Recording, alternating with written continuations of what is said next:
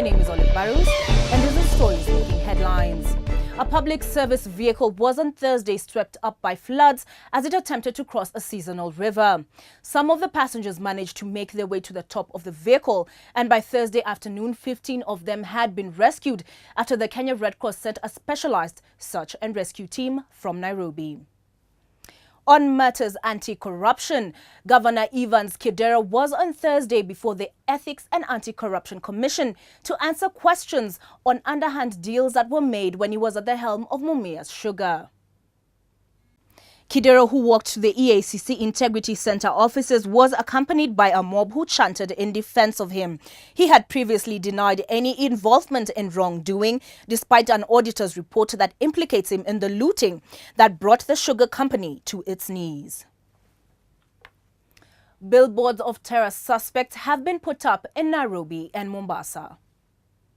In Nairobi, a billboard announcing a 20 million bounty on the man believed to have orchestrated the Garissa University attack has been erected. In Mombasa, police have mounted pictures and names of 9 suspects believed to be Shabaab returnees.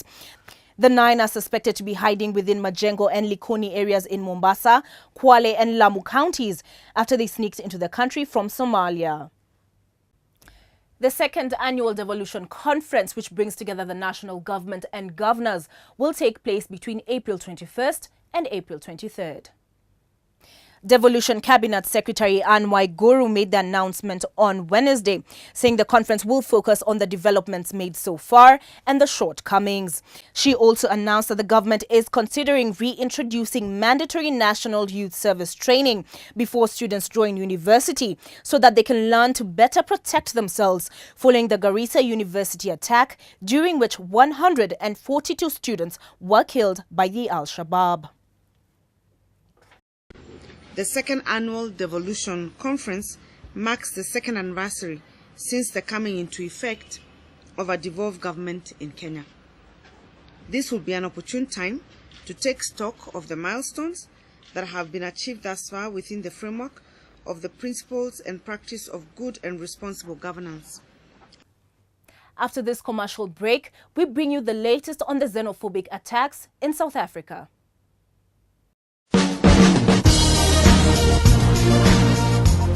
EGG Pay is a new service from Nairobi City County aimed at making life easier for residents. You can now pay your parking fees with EGG Pay conveniently with no hassle. No more hide and seek with parking attendants. No more tickets, no more bribes. To pay your parking fee with EGG Pay, first create your e-wallet if you haven't. Dial *217#. Enter your details as prompted and create your e-payment PIN. Top up your e-wallet via M-Pesa or Airtel Money using business number 147147 and your phone number as the account number. Finally, you can pay for your parking by dialing *217#. Select 2 for parking. Select either 1 for daily. Enter vehicle registration number. Select your closest area number. Select vehicle category. Confirm payment transaction. Confirm your EGG Pay PIN. Then await a text message for confirmation. The process will take you just 5 minutes, but will go a long way in making your life easier. For more information, go to epayments.nairobi.go.ke or call 0788 200 000. EGG Pay means your right to expect service.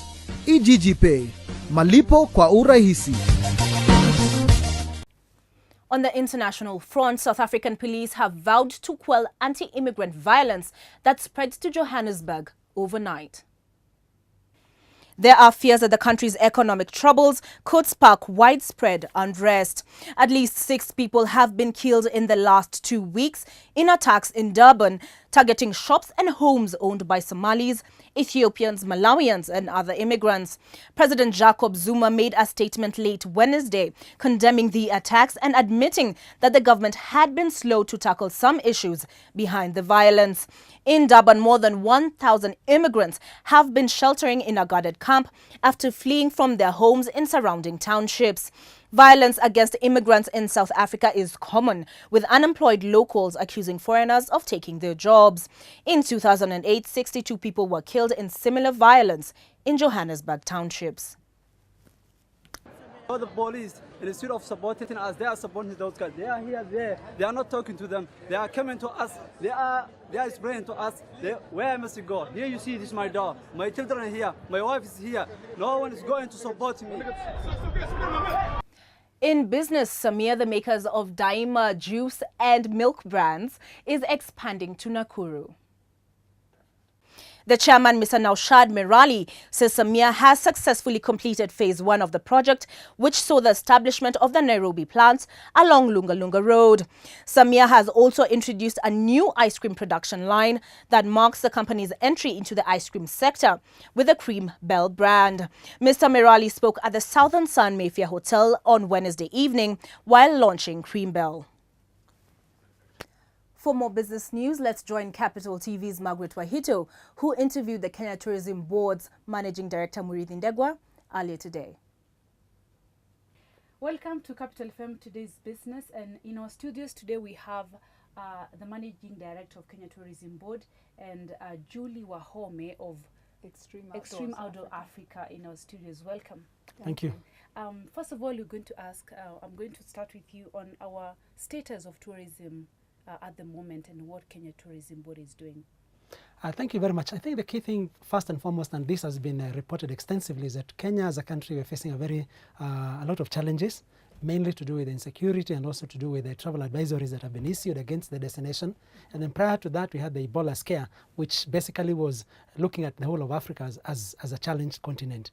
But having said that, we have not sat back and said these challenges are hindering our work. What we've been doing, together with our parent ministry, that's the Ministry of East African Affairs, Commerce and Tourism, and the private sector, is to ensure that we go out there and talk to our source markets, whether it's for the domestic, for the regional, or for the international markets, that Kenya is safe and open for business.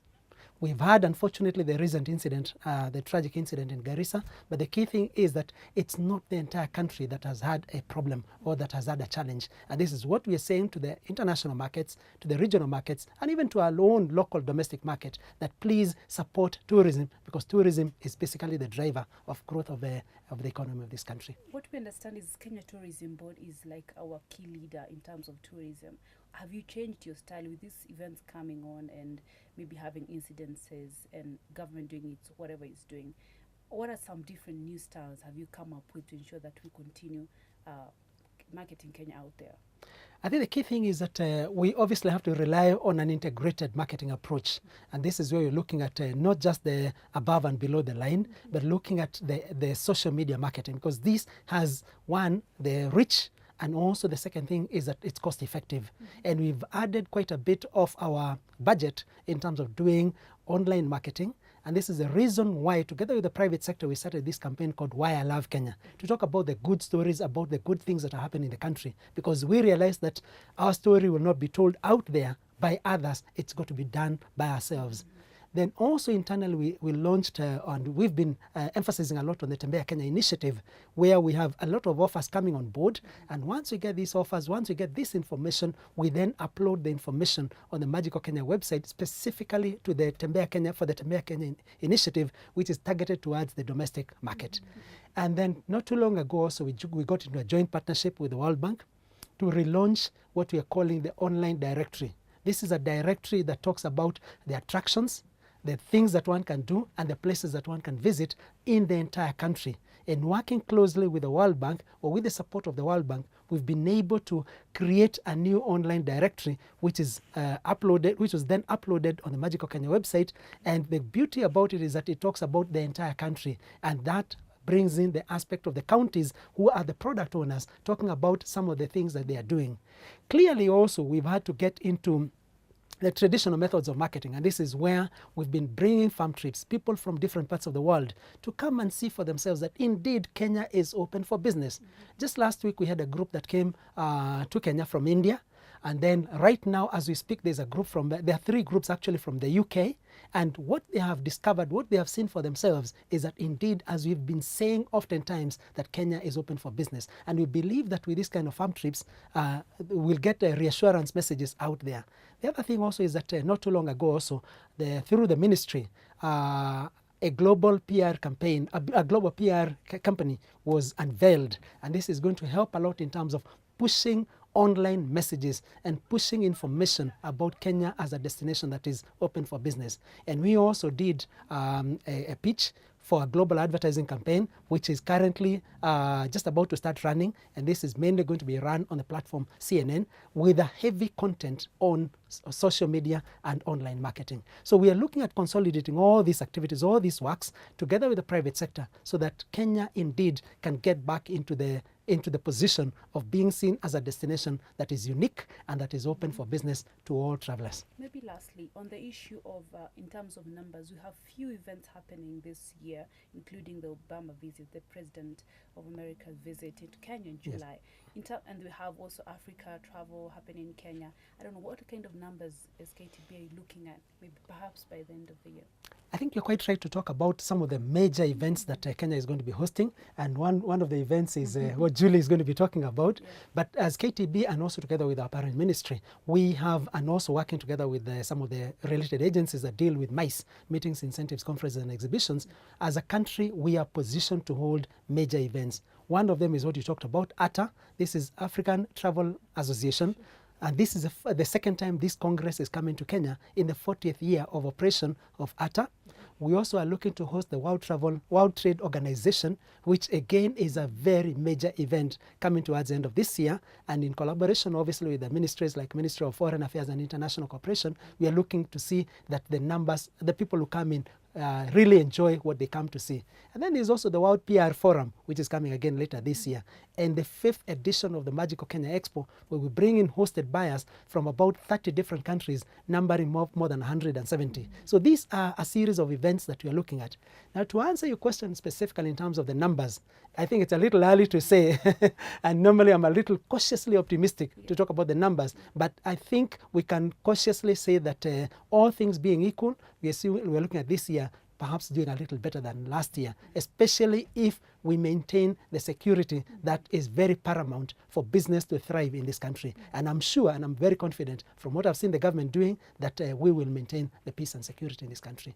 Maybe back to Julie, about this weekend's event. I think it's one of the events you're partnering with Kenya Tourism Board in terms as a private sector, I would say. Yes. We can just brief Kenyans perhaps. Well, essentially what we're doing is we're looking at a niche market that deals with extreme and adventure and sports tourism. Again, just to echo what Mr. Buredi is saying, you know, Kenya as a destination has such an amazing opportunity because we have the landscape is so varied. There's so many different things you can do, from skydiving, climbing the mountain. We've got the beach, you've got the mountains. And so we are this weekend just going to be showcasing for Kenyans to come and see what they can do around Kenya, all the adventure and sports activities that they can get involved in, and also to highlight some of the sporting events that will be actually happening over the course of the year, which are non-traditional sport events, but that are international events that are bringing in tourists from outside of the country. We have things such as the FIM Africa Cross Country Cup of Nations, which is an enduro event taking place in Timau. We have things like the River Festival, which is the first ever kayaking festival taking place in Sagana.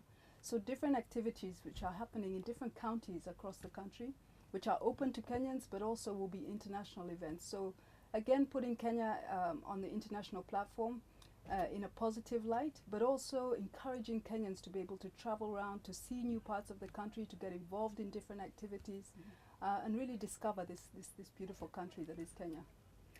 I think that's what we had for today. Thank you, our guests, for coming. Thank you. Thank you so much.